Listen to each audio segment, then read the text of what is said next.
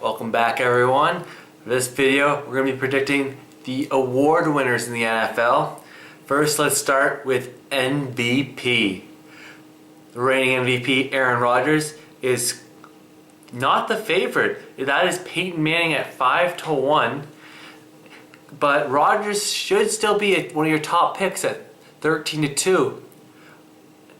There's two interesting names on the Patriots, one for comical reasons and one for reasons that he's one of the best quarterbacks of all time. Tom Brady at 12-1. He's going to find a way to win games to the Patriots and lead them to the playoffs. And the other one, Tim Tebow, 500-1. Anyone want to put some action on that one? An interesting name for a dark horse that I wasn't able to find odds on was CJ Spiller of Buffalo. The former first-round pick exploded last year, having a breakout season, has taken the reins of the Bills' #1 running back job, and the offensive coordinator for the Bills said he's going to run him until CJ pukes, so you can expect lots of yards. He could have a season like Adrian Peterson last year, that's a correction I should make. Adrian Peterson was the MVP last year, Aaron Rodgers 2 years ago, and I don't like Adrian Peterson to repeat, but I do like CJ Spiller with the opportunity to lead his team to the playoffs, and he could rush close for 2,000 yards. I think it's almost a given that he gets 2,000 all-purpose yards, maybe 2,000 yards rushing, and then a bunch of receiving yards.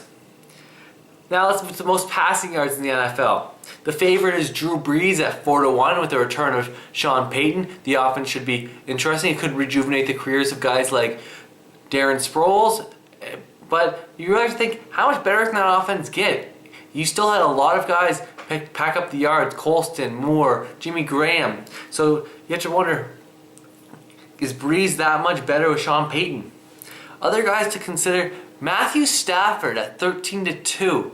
The Lions defense, it was horrible last year and he put up big yards. And you have to consider a guy with Calvin Johnson is going to put up big numbers regardless. So I think that Stafford's going to be throwing the ball a lot. Even with the addition of Reggie Bush, I think Bush will be more effective as a pass catcher as opposed to a runner. And Mikel LaShore showed that he does not have the burst to pick up yards either. So I expect Stafford to break 5,000 again.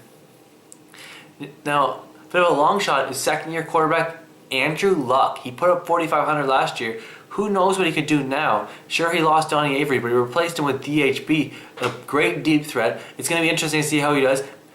And he'll get his tight ends healthy for a whole season, he's hoping for at least. And that could be an interesting play at 15-1.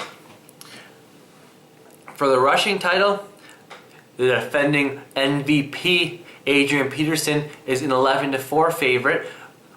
Next up would be Tampa Bay's Doug Martin, who's a very intriguing play because he's getting both his guards back. Last year, the big off-season spending from the Bucs brought in the top guard in the NFL, Carl Nicks. He missed half the season, and across from him, Davin Joseph missed almost all the season. So give Martin the two of the better guards in the NFL, and he could have an even better season than he did last year.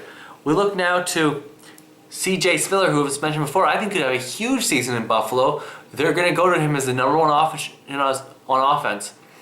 And to take the pressure off rookie QB EJ Manuel, what better way than to hand it off to CJ Spiller? Other players to consider, Alfred Morris in Washington. How healthy is RG3's knee? Are they going to take the pressure off Griffin early in the year and hand the ball off more to Griffin? He could repeat what he did last year with 1,600 yards. Elsewhere, we have Jamal Charles in Kansas City. They spent the first overall pick on Central Michigan's Eric Fisher, and I think he could have a big year with Brandon Albert switching sides to the right side. That makes that line deeper, and it's going to be tough to run on them. And don't count this out.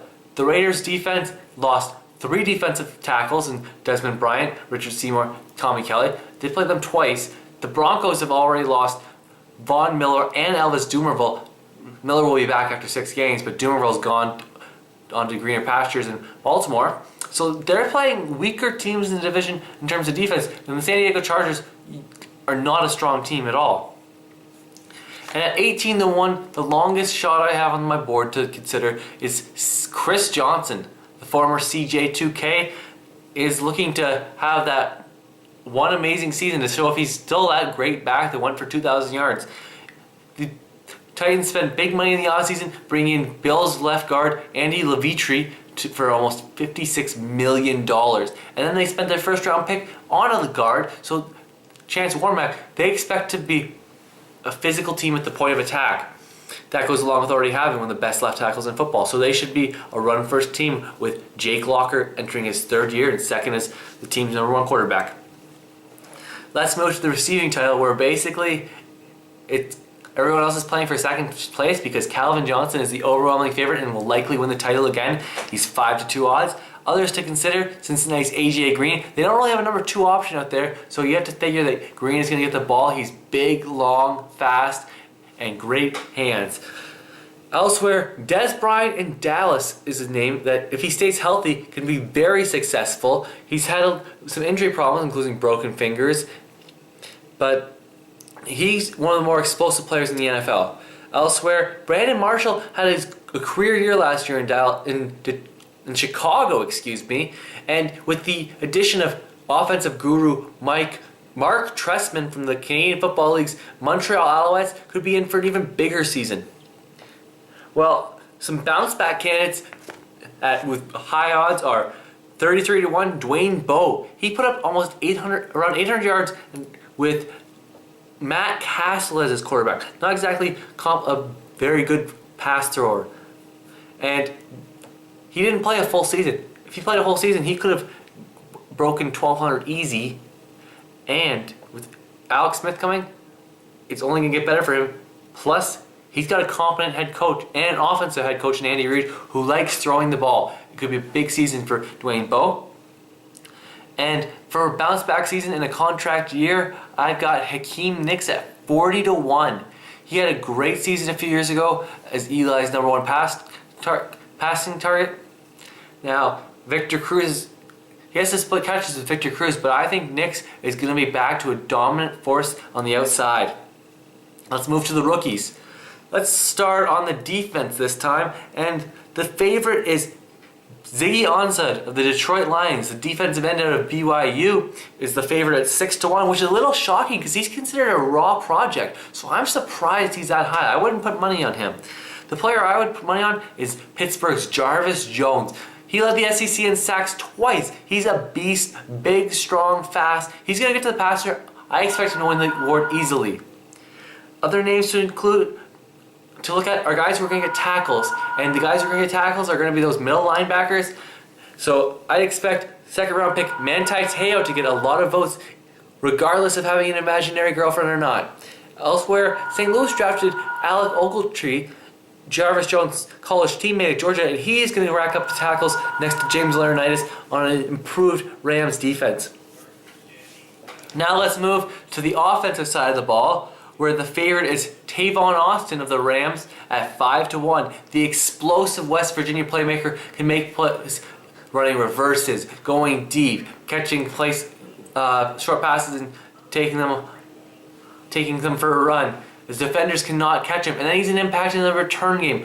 One of the best players in college football last year looks to make his jump to the NFL. The diminutive 5'9", if that, Tavon Austin is a speedster, hard to catch and elusive. Outside of him, I liked Le'Veon Bell at 12-1 until he had the foot injury. It sounds like he's going to be out a while, so it's going to be tough for him to win the award if he's only playing 10 games this year. And another guy who just had knee surgery is EJ Manuel. If he's healthy for week 1, he could lead the Bills to the playoffs. He's looked extremely sharp in the preseason. High completion percentage, not making mistakes, and I think the Bills could be a sleeper team this year. Now those are my picks for the award winners this year. Let's hear what you think on the comments or tweet me at astock3.